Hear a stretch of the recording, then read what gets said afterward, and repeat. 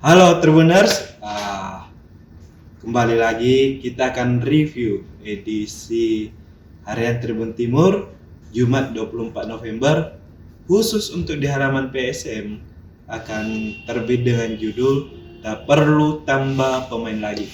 Kita tahu bahwa sampai saat ini masih terbuka jendela transfer paruh musim 2023-2024. Nanti akan ditutup pada tanggal. Bagaimana caranya sekali lu nanya nih kesukin nggak? Tentu saja tentu cerah. Kamu yang dulu.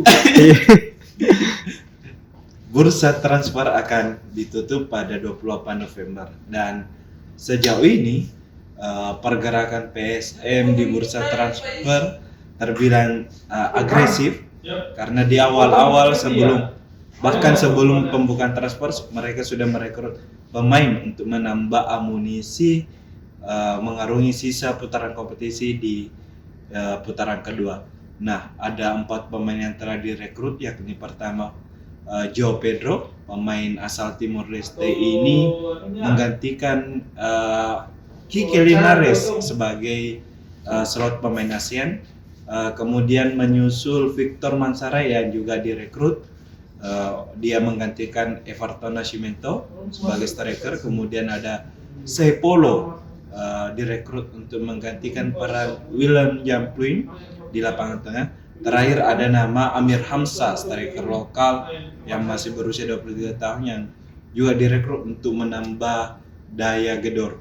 Dari keempat pemain yang direkrut oleh PSM ini, semuanya bisa dikatakan tipikal daya gedor atau jurdobrak karena Victor Mansara sebagai striker, Amir Hamzah striker, kemudian Seipolo gelandang serang, kemudian ada João Pedro yang beroperasi di sisi sayap. Nah, dari jumlah rekrutan ini dinilai PSM sudah cukup untuk mengarungi sisa kompetisi, apalagi untuk bangkit dari papan bawah klasemen.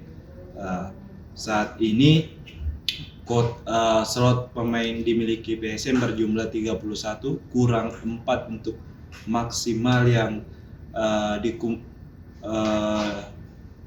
didaftarkan di PT Liga Indonesia Baru.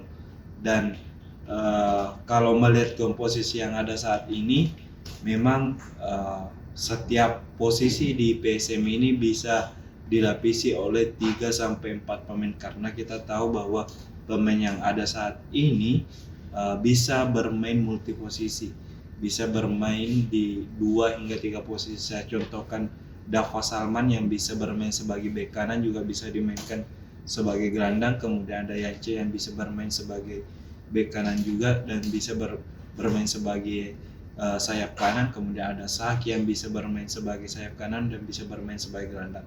Jadi secara keseluruhan PSM sudah tidak memiliki bisa dikatakan tidak butuh lagi tambahan amunisi, meskipun sebenarnya pelapis untuk Jurgen Fernandes sampai saat ini belum ada yang bisa